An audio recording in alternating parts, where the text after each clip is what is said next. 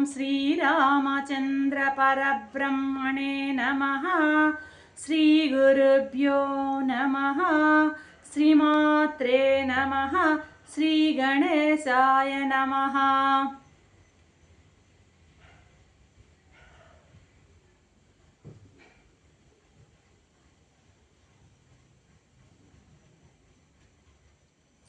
ప్రియాత్మ బంధువులారా, యోగ వాసిష్టం నిర్మాణ ప్రకరణము 577వ భాగం. నిన్న చూడాల సికిధ్వజునకు రెండు ఆఖ్యానాలు, రెండు కథలు చెప్పింది. ఒకటిది చింతామణోపాఖ్యానము, మరొకటి గజోపాఖ్యానం. ఈ రెండు కథలు విన్నటువంటి సికిధ్వజుడు, తల్లి స్వామి, మీరు అసలు ఏం చెప్పదలుచుకున్నారు? నాకు అర్థం కావడం లేదు అంటూ సందేహాస్పదమైనటువంటి ముఖం పెట్టాడనమాట. ఏం చెప్పబోతోంది ఈమె? ఎవరైనా సరే రాబోయే విషయాలను ఆలోచించుకుని జీవిత గమ్యం ఏమిటి అని దానివైపు ప్రయాణం చేస్తేనే కదా ఎవడైనా బాగుపడతాడు అన్న విషయం చెప్పడానికి ఈ చూడాల ఆ రెండు కథలని సికిధ్వజునికి చెప్పడం జరిగిందనమాట. రెండు కథల్లోని అంతరార్థం ఏమిటి అని అడగకనే అడుగుతున్నాడు సికిధ్వజుడు. సమాధానం చెప్తోంది చూడాల. ఏంటో కాదయ్యా, రెండు కథలలో పాత్రల్లో చింతామణి కోసం హఠయోగం చేసినటువంటి ఆ ద్విజుడు, ఆ అడవిలో వీరవిహారం చేసినటువంటి ఏనుగు, ఆ రెండు కూడాను, ఆ రెండు ఎవరో కాదు, అది నువ్వే. ఆ ఏనుగు నువ్వే, ఆ ద్విజుడు నువ్వే. అర్థమైందా? ఇప్పుడు అతడు ఏదో తపస్సు చేసి ఏదో సాధిద్దాం అనుకుంటూనే చింతామణిని సాధించాలన్నటువంటి తపనతో అతను చాలా కష్టపడి గాజు పూసని అతను పొందాడు. నువ్వు తపస్సు చేసి ఏదో సాధిద్దాం అనుకుంటూ నువ్వున్నావే ఇప్పుడు. ఆ చింతామణి సాధించాలనుకున్నటువంటి ద్విజుల్లాంటి వాడివే నీవు. ఆ ద్విజుడు ఎలాగైతే చింతామణి సాధించాలనుకుని గాజు పూసని పొందాడో అలాగా ఉంది నీ యొక్క పరిస్థితి ప్రస్తుతం. అతనికి చింతామణి ఎలా సాధించాలో బాగా తెలుసు, శాస్త్రార్థం బాగా తెలుసు, ఆగమ శాస్త్రం అంతా బాగా చదివాడు. వాడు ఇప్పుడు ఒకడున్నాడు, వాడు బాగా యోగాభ్యాసం చేసి బాగా అంటే ఏ విధంగా యోగాభ్యాసం చేస్తే తప్పక చింతామణి లభిస్తుందో ఆ విధానం అంతా శాస్త్రాన్ని బాగా చదివాడు.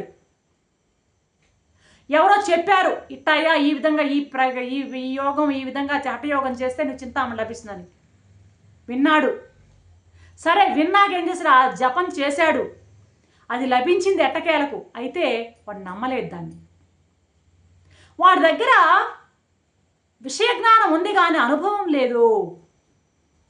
ఏది చింతామణో ఏది కాదో వివేచన చేసే శక్తి లేదు వానికి. చింతామణి లభిస్తుందని తెలుసు వాడికి, కానీ ఆ చింతామణి ఇదే చింతామణి అనేటువంటి జ్ఞానం వాడికి లేదు.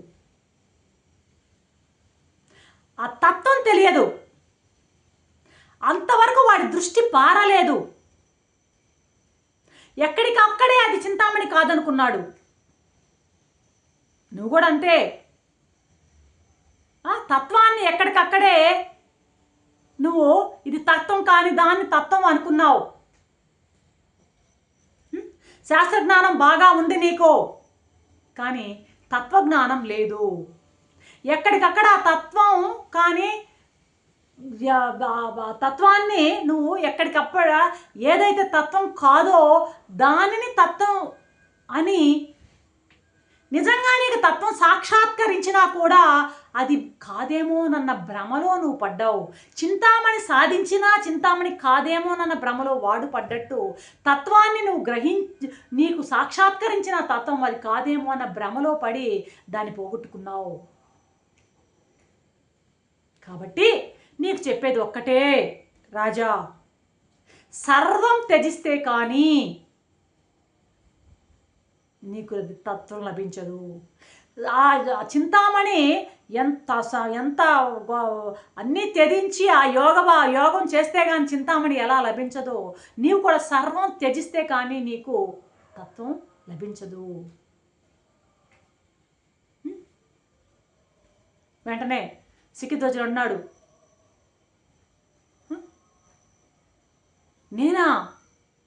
నేనా సర్వం త్యాగం చేయింది? అవునయ్యా, నువ్వేం చేశావు? భార్యని ఆస్తిపాస్తులను వదిలొచ్చావు, ధనాన్ని బంధువులు అన్నీ వదిలావు, ఏదో ఇక్కడికి అరణ్యంలోకి వచ్చావు. అంతా వదిలేశాను అన్న భావన నీకు ఉన్నది.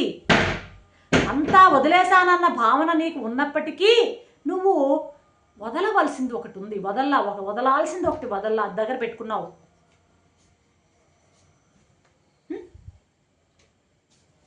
అర్థమైందా? ఏది అది అని అంటావా? దేన్ని వదలలేదంటావా? అహంభావం. నీవు వదలనది ఒకటి ఉన్నది, అది అహంభావం. అహం అనే దాన్ని వదలలేదు.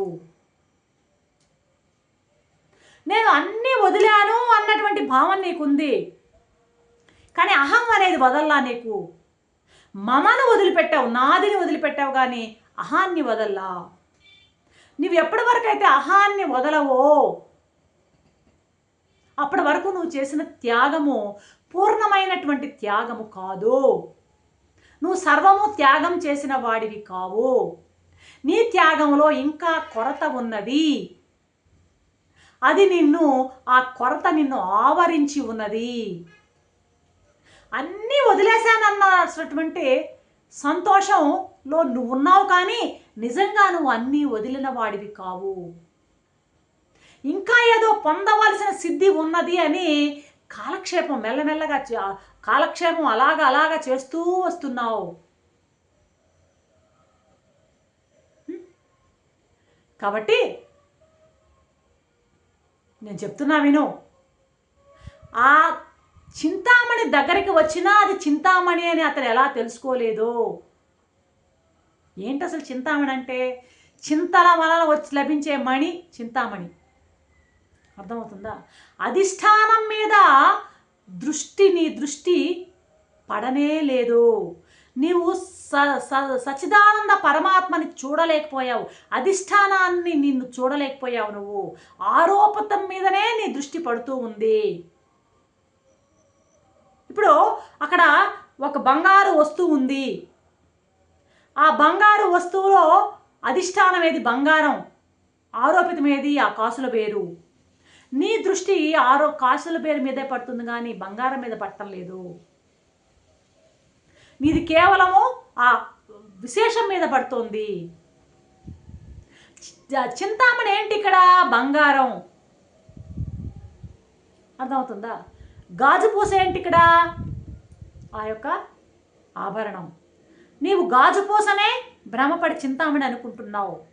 ఆరోపితాన్ని నువ్వు అధిష్టానంగా చూస్తున్నావు. అటువంటి అప్పుడు చింతామణి నీకు సాక్షాత్కరించినా అది కాదు అనేటువంటి అనుకుని నీవు దాన్ని చూడలేకపోయావు. నీకు అది ఎలా కనపడుతుంది? ఆ గాజు పూసే నీకు చింతామణిగా కనపడుతుంది. నువ్వు సూర్యరశ్మి అనుకోకపోతే నీకు జలమే కనపడుతుంది. ఎండమావిలో సూర్యరశ్మి అక్కడ ఉన్నది సూర్యరశ్మే, కానీ నీకు జలంగా కనపడుతుంది. నువ్వు ఆ సూర్యరశ్మిని చూస్తే నీకు సూర్యరశ్మి కనపడదు, జలం కనపడదు. నువ్వు చింతామణిని గాజు పూస అని తోసేసిరాడే అతను ఆ ద్విజుడు. అలాగే గాజు పూస లాంటి నామరూప క్రియలను పట్టుకున్నావు నువ్వు. ఆ నామరూప క్రియలనే పట్టుకొని అదే చింతామణి, అదే నువ్వు అధిష్టానం అనుకుంటున్నావు, అదే బ్రహ్మస్వరూపం అనుకుంటున్నావు, అదే నీ పరమాత్మ అని అనుకుంటున్నావు. ఇది నువ్వు చేసినటువంటి పొరపాటు అంటూ తన యొక్క తప్పును ఎత్తి చూపుతోంది. చూడాలా రేపు ఏం చెప్తుందో చూద్దాం. అంతవరకు సెలవు. సర్వం శ్రీరామచంద్ర చరణం.